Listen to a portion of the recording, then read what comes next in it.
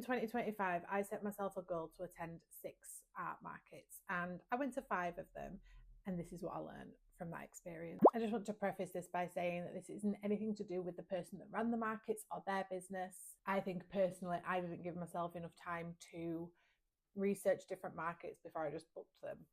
But let's get into it. So on the admin side of things, each market cost me £45 to host a stall. I think this is pretty standard from what I can tell. I think that you pay more or less for different markets depending on the size of them, how they're marketed, where they're based, things like that. It's also worth pointing out that the markets I attended were marketed as artisan markets, and I think that's potentially where I went a little bit wrong in finding the right market to fit my brand. P.S. How many times can I say market in one video? So for the total of 5 markets, I paid £225.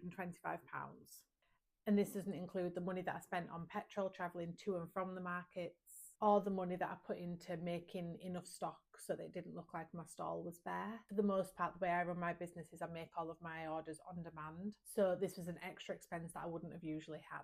Over the course of all 5 markets, I made a grand total of £87. I know. Now, don't get me wrong, it could absolutely be worse.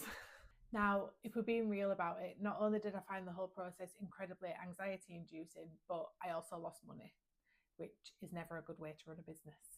It wasn't all bad. I did have a lot of fun in the creative aspect of setting up my stall and making it seem aesthetically pleasing, and thinking about that different element of interacting with customers in a new way. Being face to face, interacting with customers was exciting and fun and definitely new for me.